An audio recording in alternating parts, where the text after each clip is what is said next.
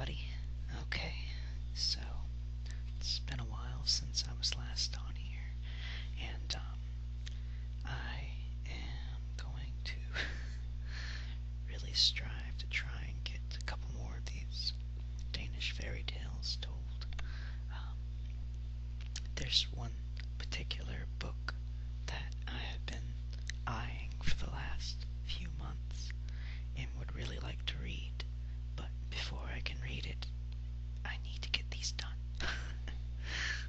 I feel I owe that to y'all. I feel I owe that to myself. So, let's go ahead and begin. This one that I'm reading is called The Wizard's Daughter. By the way, I have no idea if I'll be soft-spoken or whisper. I'm kind of in a fluctuating mood, it would seem, so I apologize if that's in any way disconcerting for anyone or bothersome. Okay, so The Wizard's Daughter, which once again has an awesome picture because they all have awesome pictures. There was once a boy who went out to find work, and as he was going along, he met a man who asked him where he was going. "I want to find something to do to earn my living," he answered. "Then come with me," said the man. "I need just such a boy as you are, and will pay you good wages. You shall receive a bushel of money the first year, 2 bushels the second, and 3 bushels at the end of the third year, for you must serve me for 3 years, and obey me in everything, no matter how strange it may seem to you. But you need never have any fear of the things that I command you to do, for there is no danger connected with them, if you follow my directions exactly." The boy consented, and followed the man to his house. It was a strange dwelling, for he lived on a hill in the midst of a dense forest, and the boy saw no other human being than his master, who was a mighty wizard, and had great power over men and beasts, so that he was feared by all. On the following day, the boy had to begin his service. His first task was to feed all the wild animals that the wizard had charmed. There were bears and wolves and stags and hares that the wizard had gathered into herds and kept captive in his great stables that extended under the earth for over a mile. The boy finished his work in one day, and the wizard praised him and told him that he was doing his work very well. The next morning the wizard said to him, "Today the animals do not need to be fed, as they do not receive food every day, so I will let you play until they have to be fed again." Thereupon the wizard uttered a few words that the boy did not understand, and in the twinkling of an eye he was changed into a hare and ran off into the woods. He was now very quick and nimble, and indeed that was very necessary, for he had to run a great deal.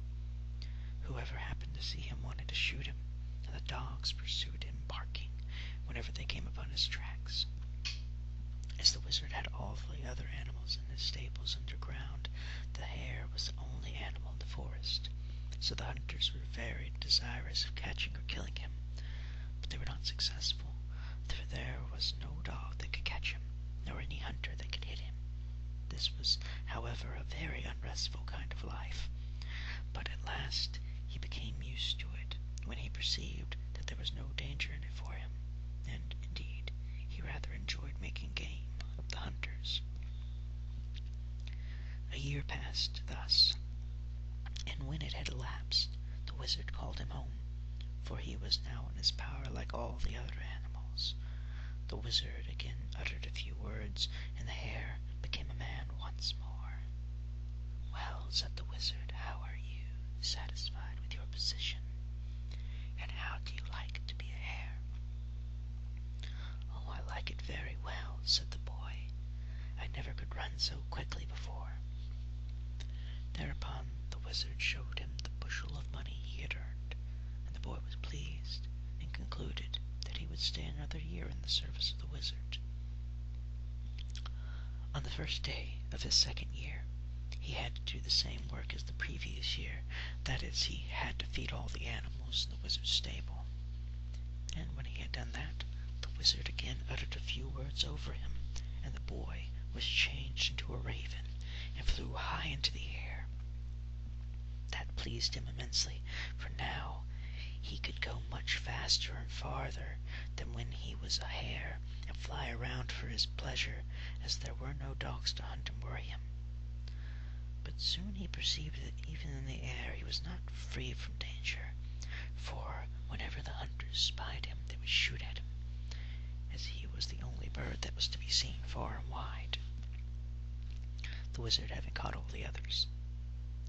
But he soon became accustomed to it, for nobody could hit him, and so he flew and enjoyed himself until the second year was up, when the wizard called him home and gave him back his human form. "Well, how do you like to fly about as a raven?" asked the wizard. "Very well," the boy answered, "because I never was able to fly so high before." Then the wizard showed him the 2 bushels of money that he had earned, and they stood beside the bushel he had earned the first year, and the boy gladly remained the third year in the service of the wizard. On the following day, the boy performed his accustomed task, that of feeding the wild animals, and when it was done, the wizard transformed him into a fish, swimming in a brook in the woods.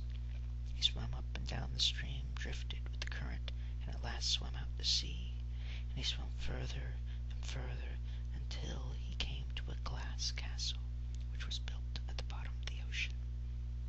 The fish could look into all the splendidly furnished rooms and halls. All the furniture was made of white whalebone, inlaid with gold and pearls.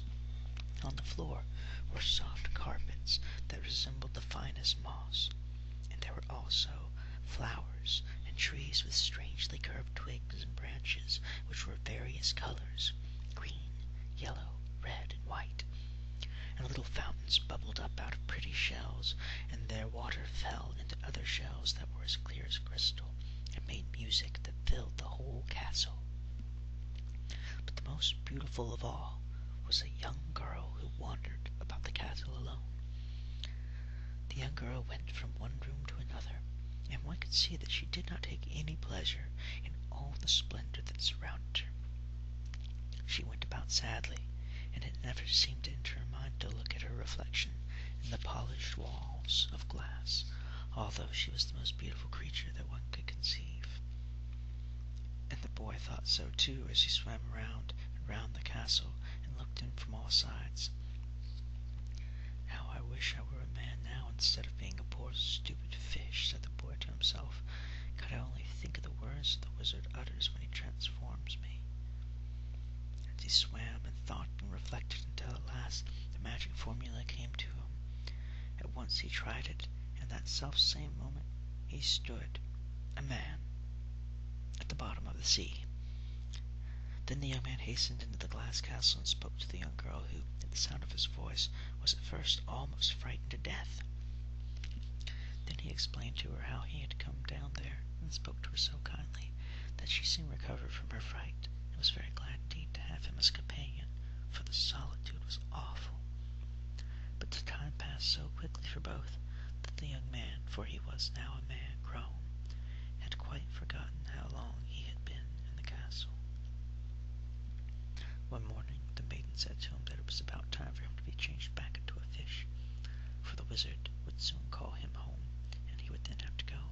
But before the young man resumed the form of a fish, the young woman told him that she was the daughter of his master, the wizard, and that he had imprisoned her in the castle at the bottom of the sea, in order that he might be sure that she was perfectly safe. In the meantime, the wizard's daughter had devised a plan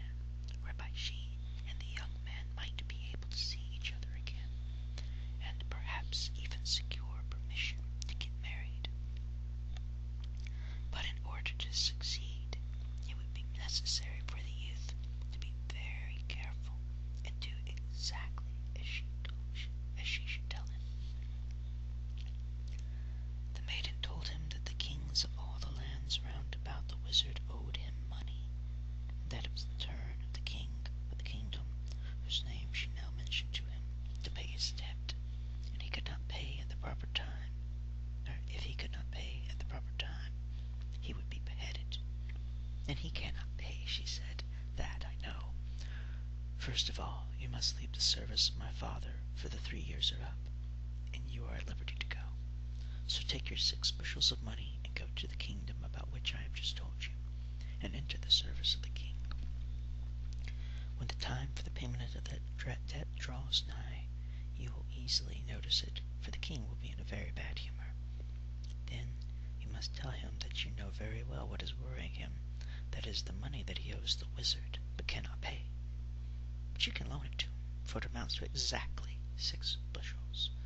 You must, however, loan him the money on one condition only, and that is that he shall take you along as his court jester when he calls on my father.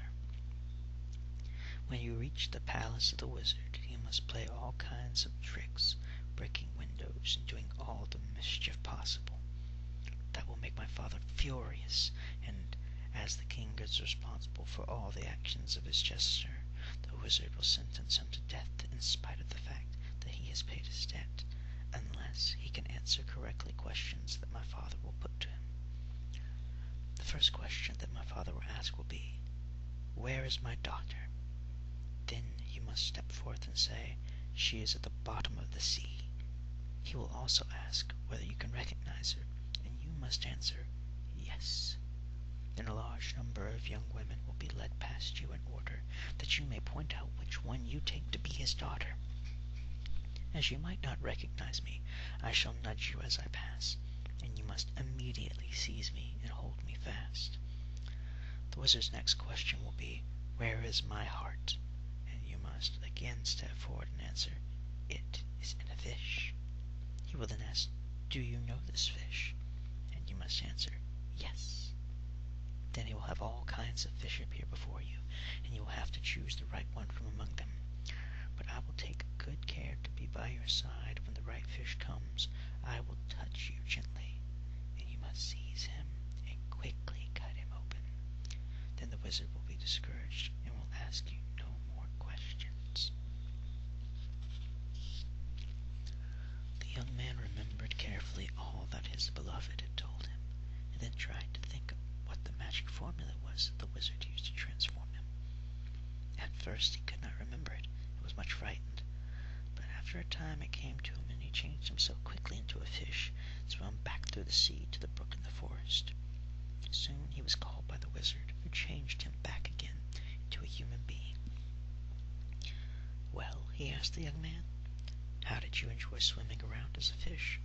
"I liked it better than anything else," answered the youth, and that was certainly quite true, as we all know. Thereupon the wizard showed him the 3 bushels of money which he had earned during the last year, and which stood beside the other 3, making 6 in all. "Would you like to serve me for another year?" asked the wizard. "I will give you 6 bushels, and that will make 12 in all." The young man refused to serve another year, because he was weary and wanted to see new people and new customs, but said that perhaps he would return later. "Very well," said the wizard. "You will be welcome any time that you may choose to come." So the young man took his 6 bushels and started straight for the kingdom about which his beloved had told him. He buried his money in a secret place near the royal palace, and went in to ask whether they would take him into their service. He was given a place as groom, and often had the opportunity to ride behind the king. Soon he noticed the king seemed worried and uneasy. Not very long after that, it happened that one day he came down to the stable while the groom was working there alone. The young man plucked up courage, and begged his majesty's most gracious permission to ask him why he looked so sad and worried. "It will not do any good to talk with you about that," said the king, "because you cannot help me." "Your majesty does not know that," replied the groom, "for I know just what is burdening the king's heart, and also know how the money can be paid."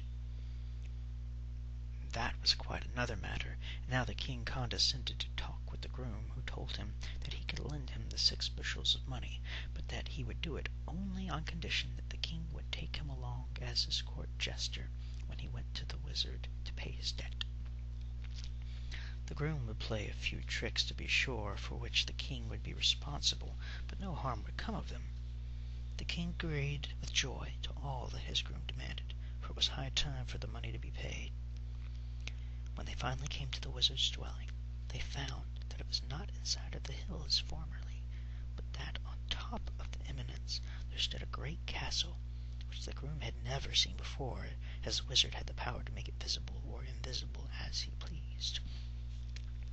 When they approached the castle, which looked as if it were made of the purest crystal, the young man in the garb of a jester ran in advance. He jumped about, threw stones, and broke many of the windows and doors of the castle, and did much damage. The wizard rushed out in a towering rage, and cursed the king for bringing such a wretched fool, and said that he could not compensate him for all the mischief done, let alone pay the debt that he already owed him. Then the jester spoke and said, "Oh, yes, he is quite able to pay it." And thereupon the king brought forward the 6 bushels of money. That astonished the wizard, because he had not expected it, but he quickly recovered from his surprise and said that the king must now make good the damage caused by his jester. As he was unable to do that, the wizard declared that the king must either answer correctly 3 questions that he would ask him, or lose his head. The jester now took his place beside the king, and the wizard asked the first question, "Where is my daughter?" "She is at the bottom of the sea," answered the jester. "How do you know that?" asked the wizard.